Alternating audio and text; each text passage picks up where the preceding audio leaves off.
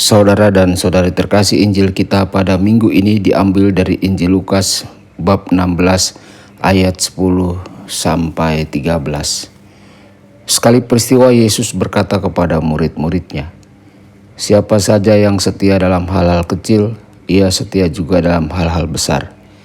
Dan siapa saja yang tidak benar dalam hal-hal kecil, ia tidak benar juga dalam hal-hal besar.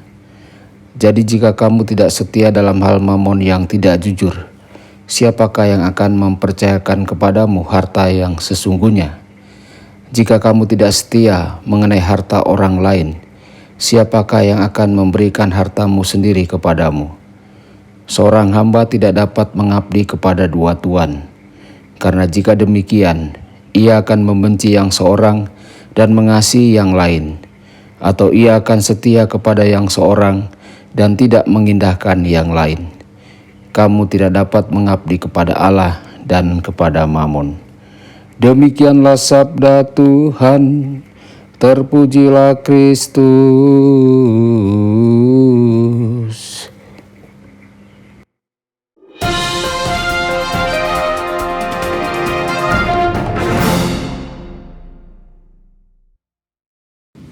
Saudara dan saudari terkasih dimanapun Anda berada, jumpa lagi dengan saya Romo Tedens dalam saluran Warta Kabar Sukacita. Semoga Anda semua dimanapun berada senantiasa dalam keadaan sehat dan bahagia.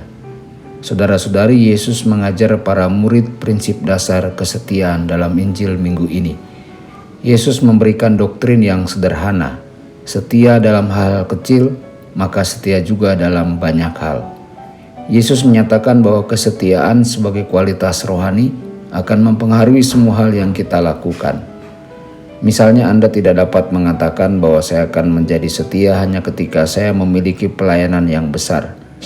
Jika Anda tidak mau setia pada rumah tangga Anda sendiri dan pasangan Anda sendiri, lalu bagaimana Anda bisa setia kepada banyak orang? Banyak orang membayangkan mereka bisa setia pada tugas di tempat kerja, tetapi kemudian bisa benar-benar tidak setia di rumah. Atau politisi berpikir mereka bisa setia pada kehidupan publik mereka, tetapi tidak setia dalam kehidupan pribadi mereka. Yesus memberi kita pengajaran yang jelas tentang hal ini. Kesetiaan akan mewujudkan dirinya di semua bidang dan dalam semua yang kita lakukan, atau ketidakhadirannya akan sangat terlihat. Saudara-saudari, Yesus mengontraskan setia dengan yang tidak benar. Istilah setia berarti dapat dipercaya untuk melaksanakan tugas atau tanggung jawab tanpa ketidaktaatan. Sebaliknya, istilah tidak benar menggambarkan orang yang telah melanggar aturan dan perintah dan melanggar keadilan. Hal ini membawa gagasan penipuan dalam konteks Injil kali ini. Yesus memaksudkan bahwa orang yang tidak benar memperlakukan segala sesuatu dengan tidak benar, apakah ia memiliki sedikit atau banyak. Inilah pertimbangan manajer yang tidak benar dalam perumpamaan hari ini. Manajer yang tidak benar menyia-nyiakan harta milik tuannya ketika dia memiliki banyak harta yang dipercayakan kepadanya. Dan kemudian manajer yang tidak benar yang sama kemudian menjadi tidak benar dengan jumlah harta yang lebih sedikit yang tersisa di bawah manajemennya. Anda tidak akan pernah bisa berharap untuk setia dengan banyak hal jika Anda tidak benar setia dengan sedikit hal yang sudah dipercayakan kepada Anda. Jika Anda tidak dapat mengelola penghasilan Anda saat ini untuk kemuliaan Tuhan, bagaimana Tuhan dapat mempercayakan Anda dengan kekayaan yang lebih besar di masa depan?